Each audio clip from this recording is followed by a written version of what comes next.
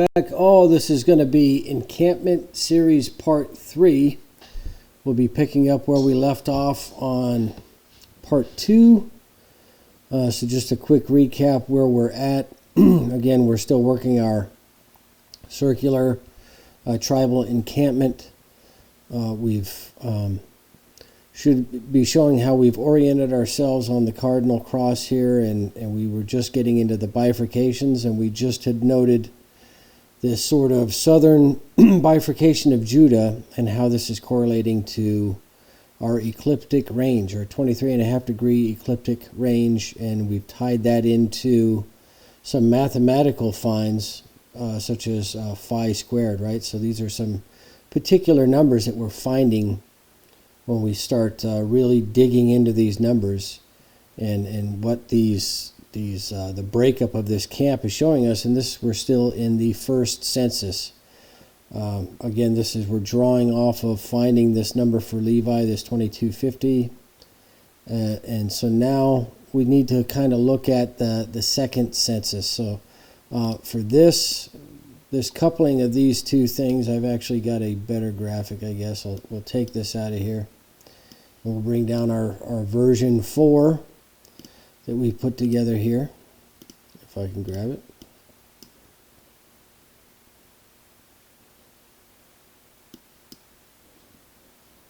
I guess I could have just left that thing together. So anyhow, here we go. We'll get all this other stuff out of our way for a minute here, so we can focus. Okay, so yeah, again, we arrived, a lot of this is stemming just from finding that 2250 and then finding the differences between these main groups, right? And getting into this idea of some sort of relationship to sun, moon, stars, and then finding this ecliptic number, and should be a bit of a revelation for us. So we're seeing sort of how this is all getting broken up. Again, the Kohathites getting swallowed up. I'm trying to think. We've got a second census over here. So we'll pull this down, and we'll get a quick view of what happens in the second census. Because all of these numbers are gonna adjust slightly. Some of these tribes are gonna grow. Some are going to reduce significantly. And what I'm gonna try to do is, I wonder if I don't have a better graphic to see on the change of this. So I'm going to switch over to another worksheet that I have here. We'll come back over to this numbers tool and see if we can't find the census change. So just a quick view of this real quick. This is our first census. These are our populations. I've created a ratio here of the population to our adjusted total of 605,800. And we're comparing that to the second census, right, of what direction the populations are going. So we know that Judah, Issachar, and Zebulun are all growing by these amounts. Reuben is reducing. Levi has increased by 1820. We'll take a look at that number here in a minute. Simeon has had the largest reduction, 37,100. Gad has shrunk. Ephraim's degree representation has shrunk. Manasseh, Benjamin, Dan, Asher have all grown. And Naphtali is the only one in that other part of the circle, really, that has shrunk as well. Both shrinking by 8,000, an even amount, right? So Naphtali and Ephraim both shrinking. Ephraim's number of 40,500 in the first census is now Gad's number. And then also Naphtali's number is now Asher's number. So these are all things that are anomalies to point out in these changes between the two censuses.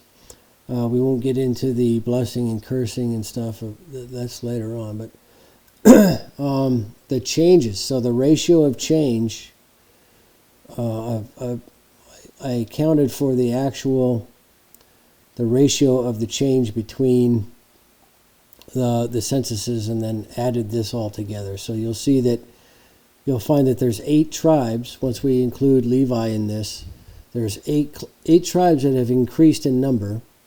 And we see a number right here, a pattern that's pretty close to the 610 again, or 61,020. So again, we're kind of down that path, and you'll see the total, the ratio of growth for all of these that increased. The total of that is 137.5. Again, for those that haven't looked at the golden angle video that I have up there, and you're going to get into the fine structure constant and everything else.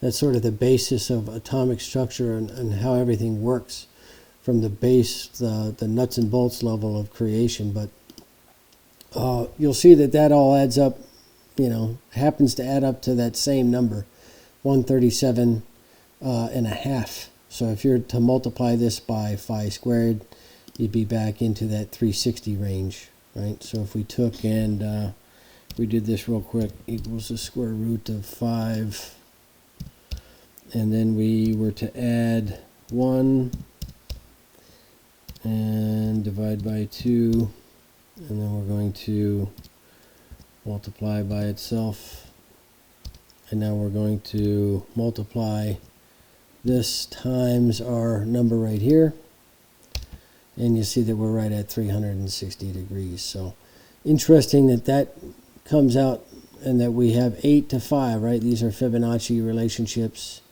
5, 8, 13.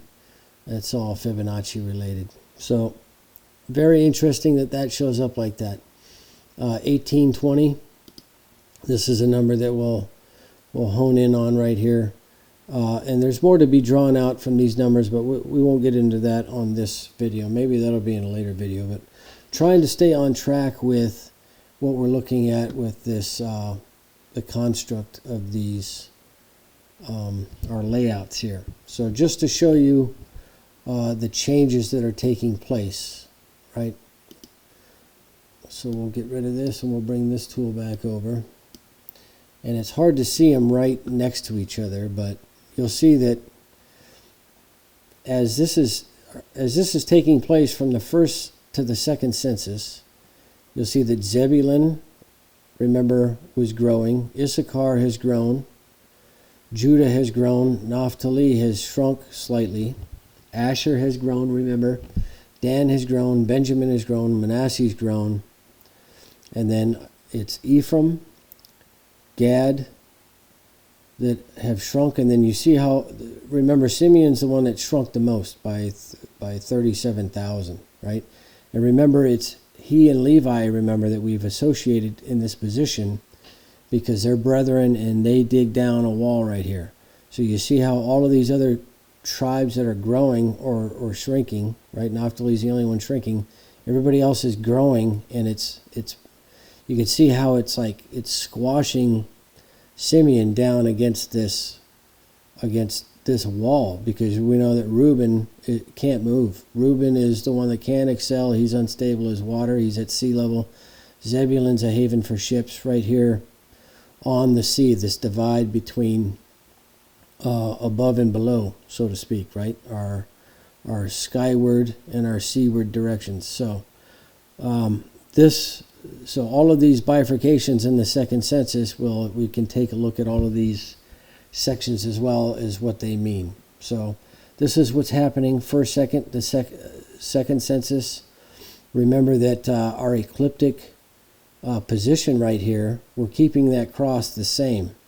So if we keep this cross in the same position, you'll see that the changes, the adjustments of all of these tribes in the second census, now this ecliptic is taking place 13,000 right into Issachar right here.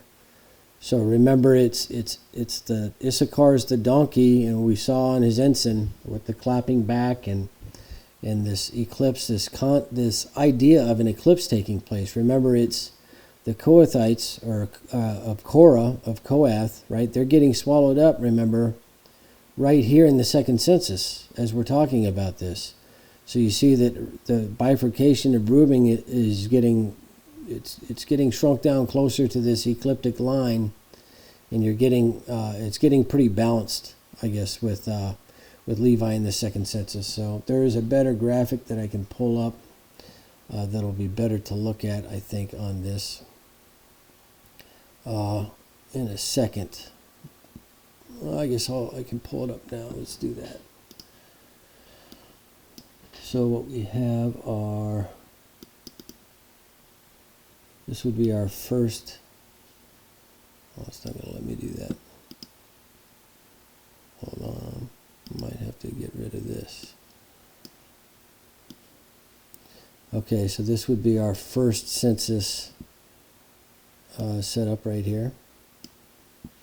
And then we have our second census set up right here, right?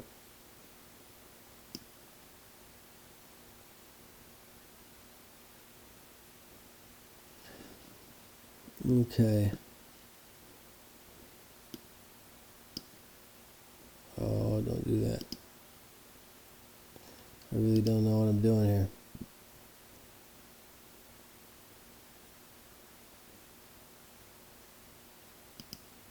All right, well, apologies for this.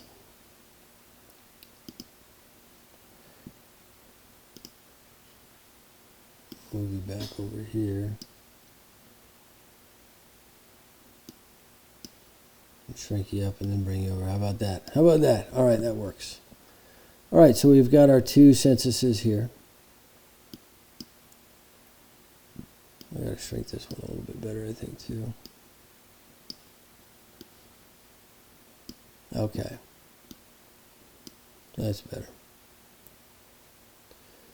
And so again, yeah, you'll see how they get squashed down here. This is a little bit better. These aren't perfectly exact, but you can do the math yourself and break this out. It'd be great if somebody that was very well versed at design software that could put something together, I guess, for this, but forgot where I was going to go. Oh yeah, so Levi. So what we've got for Levi in the second census is he's got to be 4070.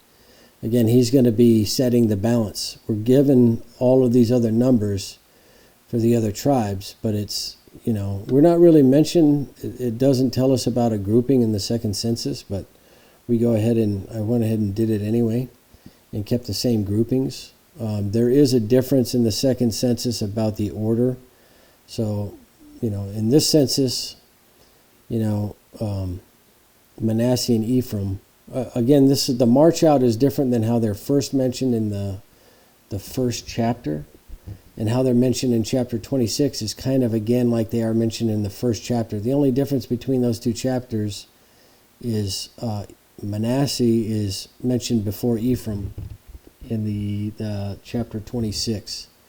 I think that's the one difference between the two. But remember, the march they're told in a different order than chapters 1 and 26. So Reuben's mentioned first, and then Simeon, and then they go to Judah, Issachar, Zebulun, and those other two. So in the march, remember, we go directional: Judah, Issachar, Zebulun, Reuben, Simeon, Gad. So we're following suit in the layout.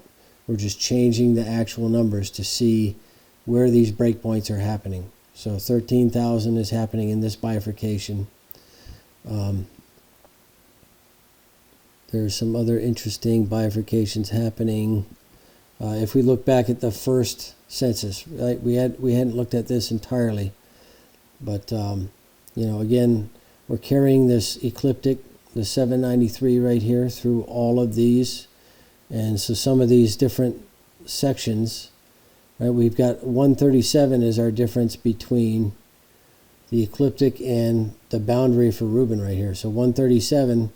We know that that's a number referencing 360 divided by 5 squared again. That's the golden angle number, right? That's a fine structure constant number of 137. You see that the degree representation for 6850 here, our number, is that's relative to 4.070. That's Levi's number in the second census. So that's all kind of interesting that pops up there. You're getting close to the E, right? The E constant and Gad in the first census and his degree representation.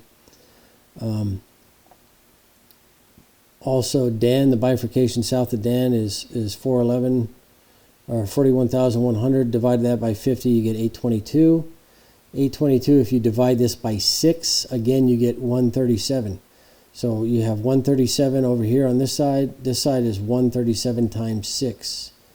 Right, 432, this is a number that you're going to find in a lot of breakdown of frequency numbers and calendar numbers and such, right? 216, it's a pretty common number that you find. It's a high composite number that you're going to find in a lot of those things. What other things? Oh, so we want to talk about this Judah, the great power in Judah. So one interesting thing about this that we can tie into Gematria again is this 793 and this 699, again, that you're finding in this first census, the breakup right here. So one thing that you find in the Gematria, if I can find that document,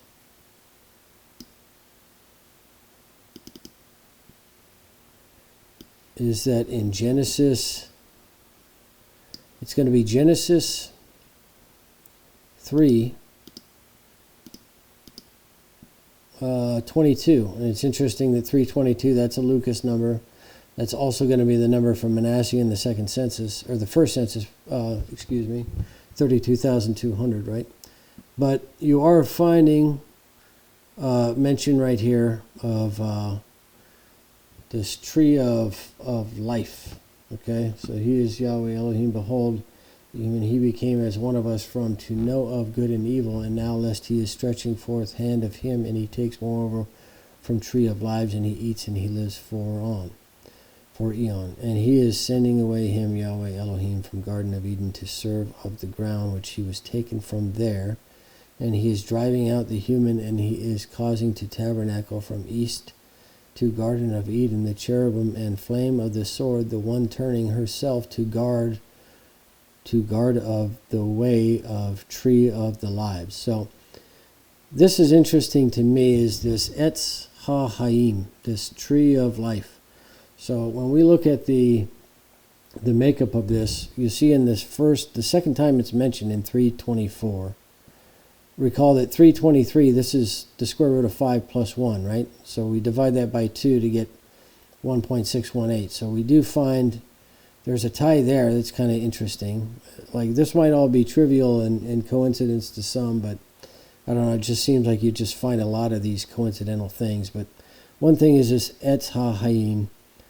This mention, there's no mem right here. There's no of or from the tree of life. It's just tree of the lives, right? Etz HaHaim. But in 322 right here, the first mention, you have the mem. Etz HaHaim. So come over here to we're going to look at the Gematria again for this.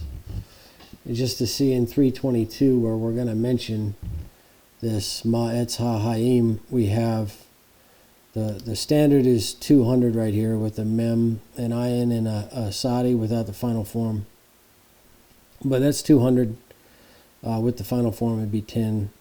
But remember, those two words are kind of together, right? The tree of life. So the final form might be more significant on the mem over here, but on the HaHaim. But 273 when you add those together on the 322. So that's kind of interesting that 273 pops up again.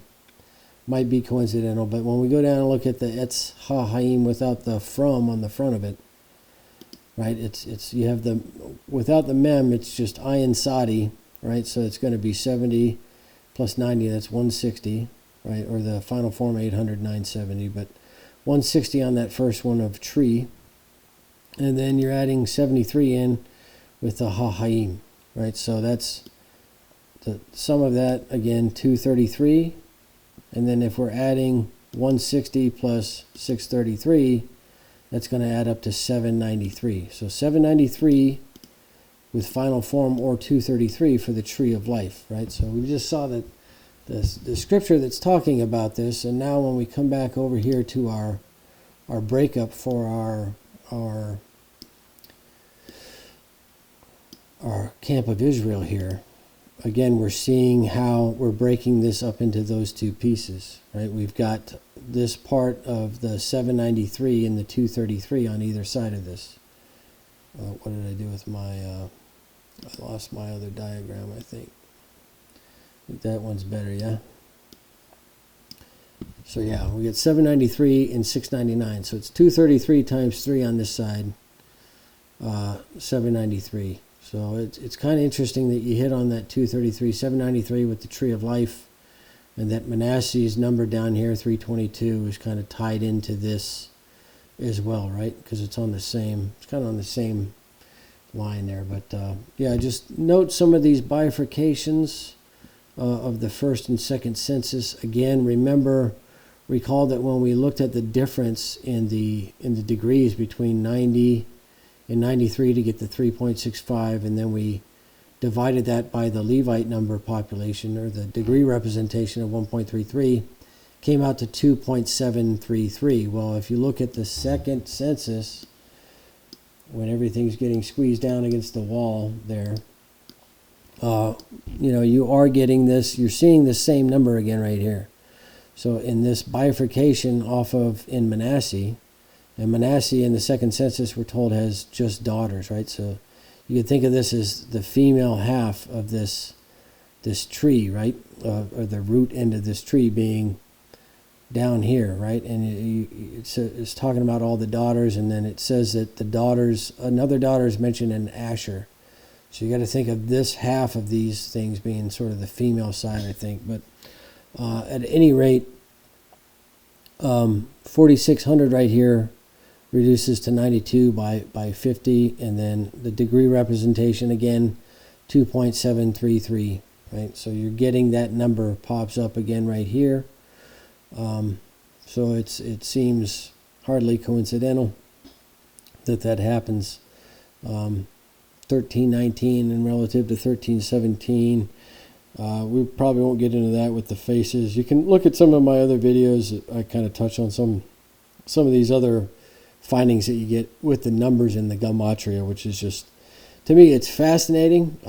People will get turned off by that kind of thing, but I think what it's doing, it's trying to demonstrate and show that you're on the right path of trying to break this down and to try to gain an understanding. Another thing that you see with these breakups is all three of these are all multiples of 13, you'll find too, right? So pretty cool there. But yeah, to me, all of this is pointing towards everything getting squeezed up on this wall. Remember, Simeon was the one called out in the chapter 1 that had something singular different about Simeon, right? So Simeon's got something special to him from that first census, being called out with that pakad. And so, yeah, now we're knowing that this is sort of the end where it's all kind of getting crushed up here. So I think what you're seeing is a different snapshot, because Balaam is having over 40 years, he's trying to bless or curse the Israelites here 3 times. So, and again, we're going to get into this idea of eclipses. Now, when I first started looking at this, I was not thinking that I was going to find anything about eclipses. So I was thinking that there would be some revelation in the cosmological thing with the with the planets and things like this. But really what I'm finding is, what pops out right away, or what you're finding is everything I showed you, and it has to do with sun, moon cycles and eclipse cycles. Again, on here, I mentioned Benjamin 354. That's a lunar pattern number. Again, 322. That's a Lucas number. So those two numbers kind of pop out. So when you're looking at these numbers from the first census, again, Gad's number sticks out because of the extra 50, and those two are the only ones that really stick out to you from the get-go. But at least for me. So going back to let's get back to our deal here, and I'll show you a couple things. So when I first found this, so a lot of these things I'm finding, a month or 2 later after first opening and reading these numbers. So this I found within the first day, right? The first 2 days, I think. I found the next day is when I divided this to find this 2.73, and then noting that it was in chapter 3, or 4, I can't remember, chapter 3 maybe, where it's talking about the moon sidereal. And there's a whole calculation there that's pretty interesting. But I think I've posted on this on my channel too, so you can find it there. But I find this right away, and then what I'm doing is, like, for the next week, I'm just kind of playing around with just these base numbers. So I'm like looking for something, just trying different mechanisms of things, thinking I might get something that's going to pop up relative to cycles of planets, right? So what I do is I multiplied these two figures together. So I took this figure, right, the inclination figure for the sun, and then I multiplied this by the inclination figure for the moon, I think, is what I did. And you get close to 233, and I'm like, okay, that's kind of interesting. And then what I did was I added this plus this figure. This is going to be kind of crazy. You're going to think I'm nuts, I think. But I added up all of these other numbers that I had found. And then I got to this number right here.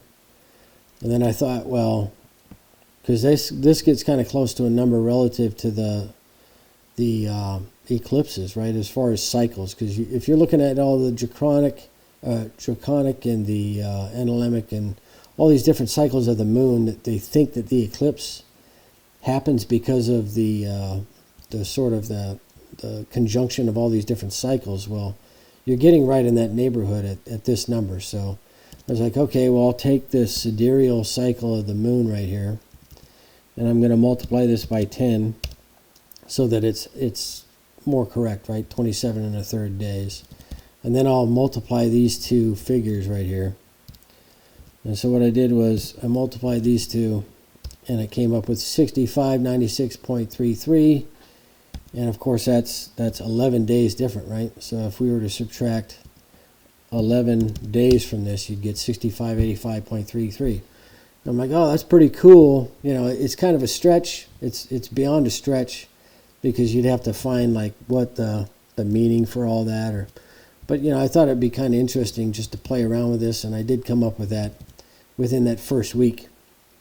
So I'm like, okay, that's kind of crazy. Well, after I had started figuring the second census, though, is kind of where this took off on me, with this idea of it being the eclipse, or pointing to an eclipse. Again, I hadn't looked at all of this with Balaam and all of this with Issachar. This is all coming later.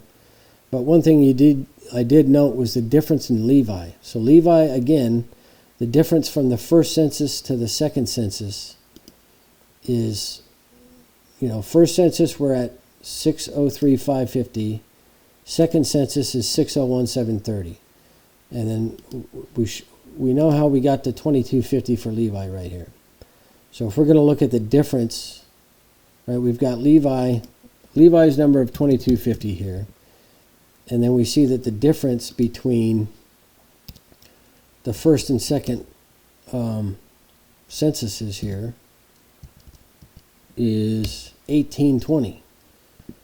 So one thing about this 2250 that you note is that, when I'm looking at the Fibonacci sequences and stuff, and I'm looking at all these different tables that I'm building, I'm running into some of these numbers, like 605,800. I'm finding, like, looking at multiples of the Fibonacci sequence. So I'm finding it, 1165 minus 606,965. That's 605,800. So I'm finding that in the tables of these Fibonacci numbers, and there's not too many results that you can get from this, right? So I don't think it's coincidental, but one of these sheets and tables that I end up finding has to do with this other sequence right here of a 5 to 1. So I'm looking at, instead of just the Fibonacci order of 0, 1,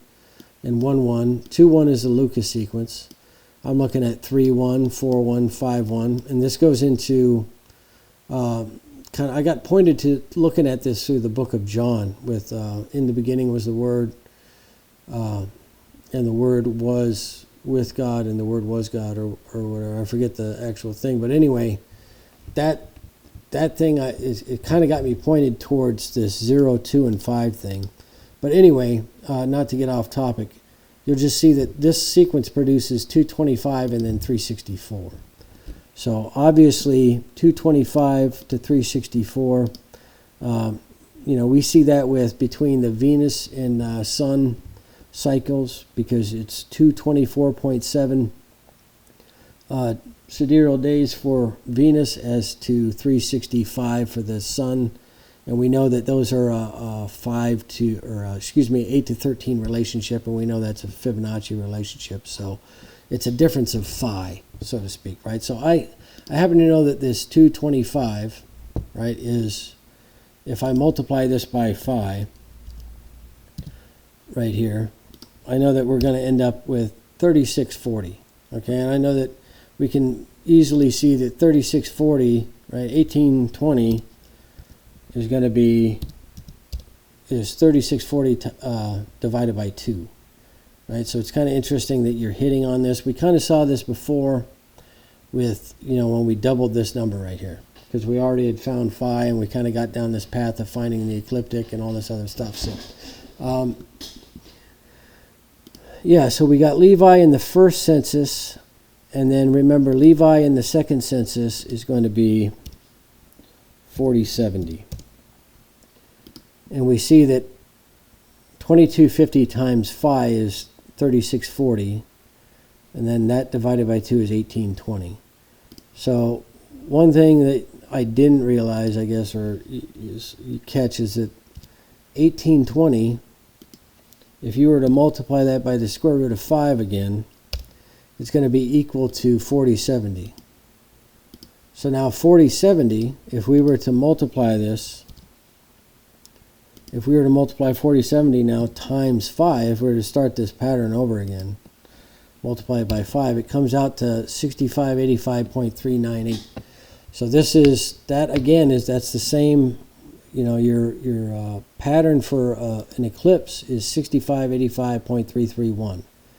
So you can, I don't know if, if you try this with any other number, if you're trying 4069, or you're trying 4071, right, and you're trying to get to this eclipse number, right, and you're going to multiply all these by phi, you're going to be off, right?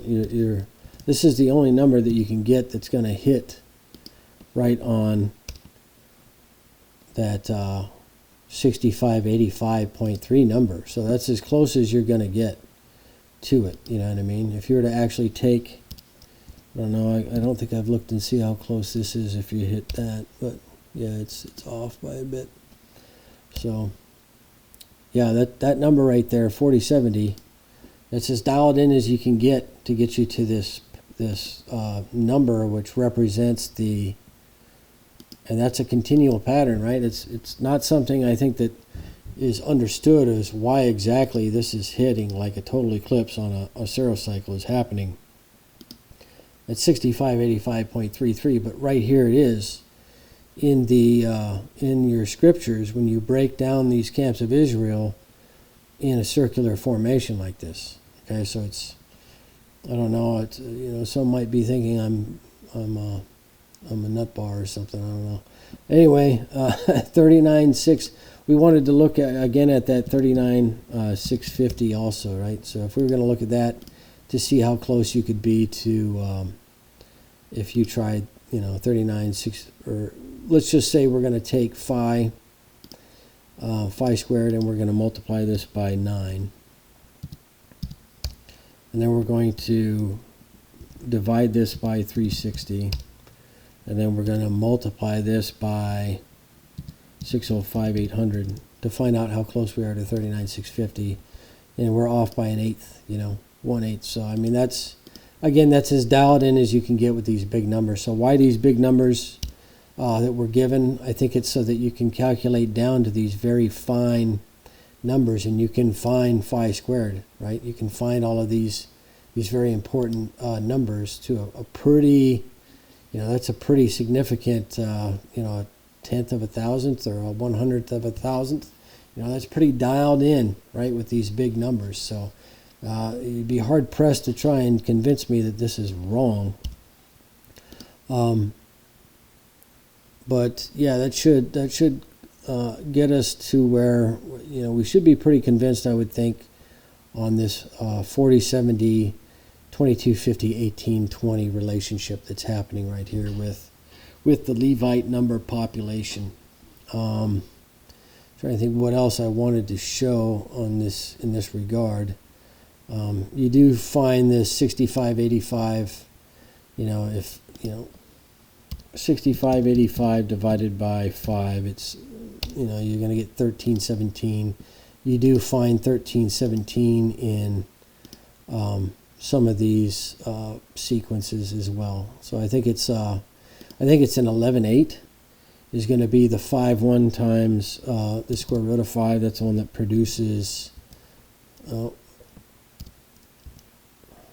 going to have to do some calculating on this guy right here. Yeah, that produces the 13-17 and then the 8-14, right? So again, this number right here, this 8-11, this is going to be a 5-1 times the square root of 5, right? Is going to produce this 11-8 sequence. And I won't get into the into some of these other like the reference calculator and some of these other things that I've built to kind of draw out some of the significance of these numbers, because I'm trying to steer clear, keep it away from some of this that people might call numerology or something. But like I said from the get-go of this, there's more to these numbers than just the literal story. We need to be thinking abstract about these things. There is other things that can be drawn out from this, and it's like you said, it's pretty awesome that this is all the details of this are all crammed, or they're all packed into these numbers in these in the storyline, right? It's just beyond awesome. But I forget where else I need to go with this. I guess I could show you so one thing I did was I created an overlay. I did a cut path on a CNC router, and this is all kind of messed up, but it gets kind of jumbled in here. But you can at least see the overlay from the first census is going to be on the inside. The outside census is the second census, right? So, and then I just broke up all of the 13 different tribes and their different colors on the outside. But you'll see how this all just kind of, it compresses in on that second census, and everything just kind of draws into this one point. And I'd like to get into, what the heck is going on here? Can't get rid of it now. Okay, I did that, so that's that. Yeah, I'd like to get into something more, what's the word, dynamic, as far as representation of this, because you are going to see where, like, you got to kind of look at the Levites the same way, because this ecliptic range right here, I think, is pretty important, and you got to carry it through to the different censuses, I think. And if I can find my other breakdown here. Yeah, so I had a Levite population one here too. So if you're going to look at the Levite population,